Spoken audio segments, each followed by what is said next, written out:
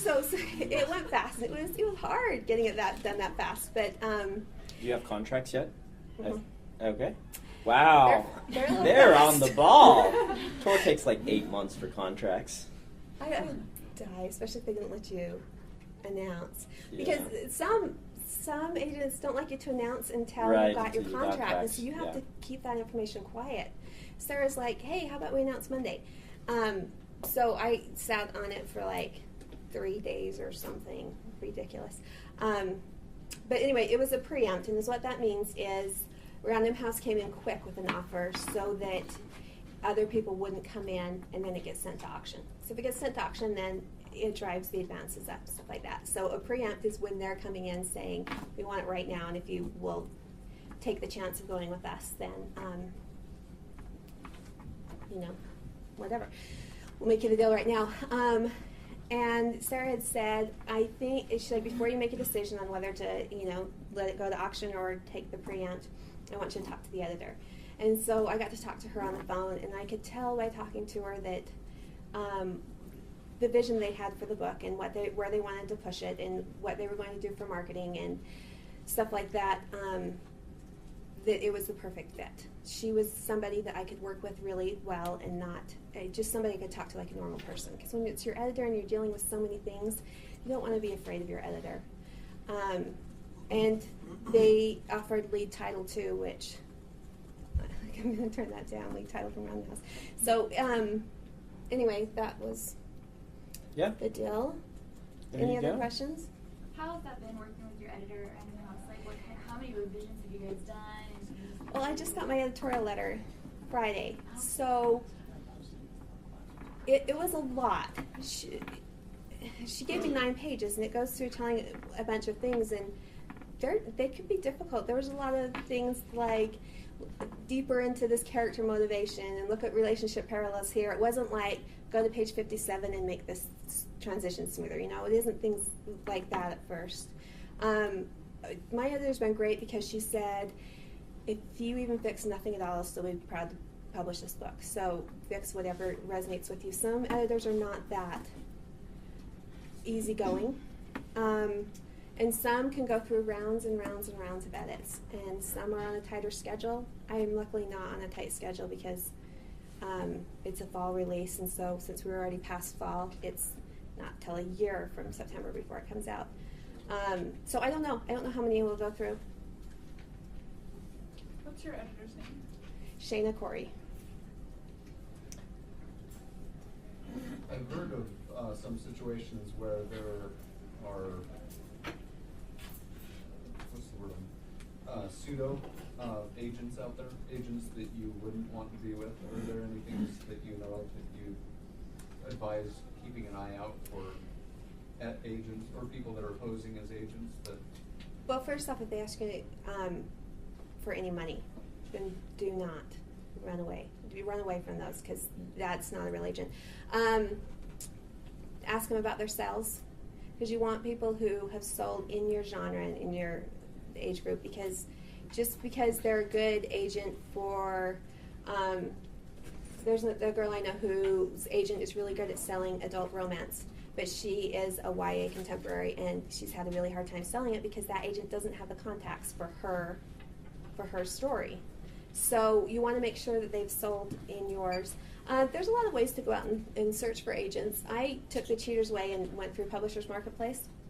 It's a $20 a month fee, but I got the first 5 days free. I'm guessing that's normal, just to try signing up and see if you get the first 5 days free.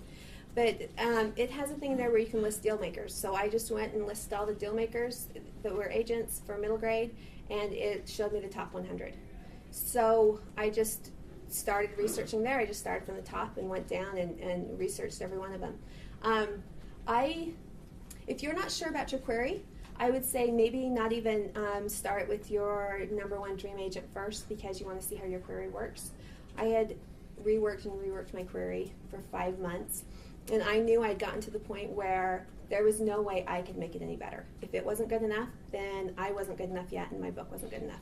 So I was pretty confident that it was the best I could get it, so I just started from the top and went down. So figure out where you're at with your query and where your comfort level is, because it will determine where you're at. Some people like to do, like, send out 5 at a time, do like 2 from their top, 2 from their middle, 2 and 1 from their bottom, or something like that. I just went through agents, and as I read about them and what they liked and what kind of a person they were, I just gave them a rank between 1 and 10.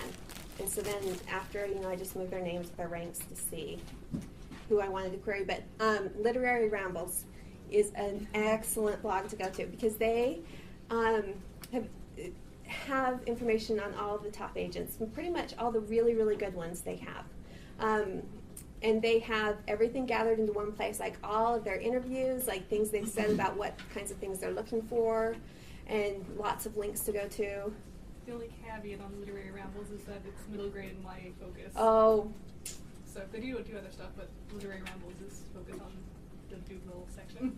very good for me. Yes, they are. That's good to know, though, because most of the resources I've given people are not middle grade and YA, because I'm not as familiar with those, so it's good to probably have. the most brilliant resource you could use if you're writing YA or middle grade. There we go. They've really gotten everything together, so if you're using that. Are you actively blogging and things like that? Yes. I started a blog right after Storymakers last year, so like last June. And I blog 5 days a week because I wanted to grow my blog audience as quickly as possible. And everyone I've seen go big has posted 5 days a week, but you really don't have to. The key is consistency. And if you decide you want to do once a week or 3 times a week or 2 times a week, just as long as you're doing it consistently. And then going out to other blogs is how you build your audience. It's when you create a blog and put it out there, the world doesn't know. There's no big sign going that says, hey, my blog's here, come check it out. So really the only way for you to advertise your blog is just by going to other blogs that are similar to yours, because if you like them, chances are they're going to like you. And so if you just comment and become a follower of that blog, it's very likely they're going to follow you back to yours, and then, if they're liking what you do, they might just become a follower and never see you again. They might just keep on coming back because they've liked what you've done. Okay, sorry, I'm a little bit confused on the whole idea of blogging. Do you just talk about whatever you want to, or? It do you have depends. a- Some people just talk about really random things. I keep it writing focused, so pretty much everybody who follows my blog are writers. Find what works for you. It takes a bit to find your blogging voice. We'll talk about blogging in the class. But I'll tell you, it has made a difference for me. It is not a big deal to Sarah, but it was to Shayna, my editor. It gave her a chance to come out and see what I'm like, so she could tell if it was a personality she would get along with before she ever made the offer. And they came out. In fact, when I went on submission, I had tons of New Yorks and tons that showed, like Simon & Schuster or HarperCollins, things like that, coming to my blog. It makes a difference. And then all of a sudden I started getting like HarperCollins in the UK, and so I asked my agent, like, what is up with that? She's like, oh yeah, I've been talking to them. They come and look. They really do. And if you don't have a blog, they will Google you and find wherever you are. It doesn't have to be a blog. It can be Twitter, Facebook, whatever social networking you are, but they will come and find you to get a sense of who you are, how professional you are, how much they think that they can, I don't know, just to get a sense of you. What is your blog? It's my name, Peggy Edelman. Would you like to write it on the board? blogspot.com. Yes, my name is hard to spell.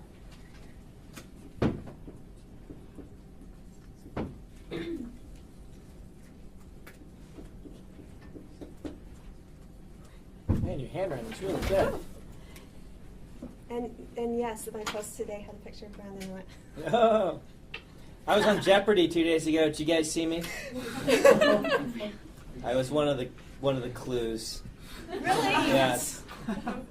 What's that? You're in the news today for Memory of Light. Oh yeah, because the release date. Yeah. I managed to bring down Tor.com and Dragon Mount, so that was fun. They released the release date and they posted it, so of the last one. They should give you an award for that. Bringing down their site. Bringing down their sites, right? Have you quit your job yet? I did, like 2 weeks ago. Because it gets really busy. Really busy. Once you get a sale, it's a hard decision, but most authors I've known have said that they wish they would have quit a little sooner. So quitting you need is probably a good idea. It depends on how big the advance is and things like that. But if you can survive on it, then you probably should, because it gets really busy really fast. And really, the more you put into your book Yeah. and promotion and everything, the more you will get out of it. So you can put in as little as you want, but if you're not putting in much, your Yeah. publisher is not going to put in much either, because they're like, it's not going to take them too far if they're not helping out. It makes a huge difference how much you do. You're better off quitting your job if you can survive and blogging 5 days a week and getting to work on the next book and trying to make school contacts so you can do school visits when your book comes out, all of those sorts of And things. writing conferences. Writing and- conferences and going to classes like this. And you get tons more emails of people asking for things. Mm. And just general keeping relationships with people in the business, because By the way, when Peggy's book comes out, if you're writing middle grade, you probably want to buy and read it, because that will tell you what type of book sells in 1 week in today's literary market. there you go. Any other questions? How long were you working on this book? I am a slow writer. I'm trying to not be, but it took me 10 months to draft it, and then I probably spent another 10 revising. So, well, do you know what? It wasn't 10 revising, because a lot of that I just stopped to work 100% of my time that I had to spend on that, on blog building, going out to other blogs, getting my blog up, looking professional and nice and stuff like that. And that was probably 3 months out, so probably more like 7 months. Kind of a related question, just to quantitatively visualize it, how much in a day would you usually produce to make it, to get to the finished product? You're talking like hours writing? I don't write every day. I realize that I am a chunk writer, and if I don't have too long of a time, like if I only have an hour a day, I can't get in it and be very effective in that hour. So I lump together, like I do all blogging in one day, and then I lump together all other types of stuff and lump together writing. Now it's more like probably 15 hours a week writing. Before it was less than that. I don't know. I was more doing a chapter a week, because that's what my writing group gets, and that's kind of the speed I went, because I probably would have gone slower than that if they hadn't been wanting it every week and needing it, which is another good thing about writing group. I wouldn't have gotten to this point when I did if they hadn't been pushing me along. And when you got with your writing group originally, when you guys kind of organized, did you all know that you were going to stick around for years in the future? We were in it, totally. We were all completely dedicated to staying with it, and we all knew that if we stayed as a group together, that we would rise up together and be celebrating each other's successes in writing. So the nice thing about staying with a group for a long time is you do all get on the same level. And you do bring each other up as you go, because everybody's learning as they go, so it really helps to bring them up. So yeah, we were all in it to win it. It's not a coincidence that C.S. Lewis and J.R.R. Tolkien were in a writing group together. A lot of writing groups form little enclaves. It's also not a coincidence that in my writing group we now have 3 published writers, because you do help each other out, bring each other up, and make contacts through one another. All right. Thanks, Peggy. Give her a hand, guys.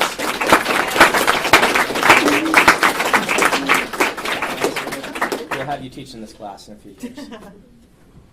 Thank you very much for coming. Appreciate it. Yep. Okay. And putting up with my scatterbrainedness. You're awesome.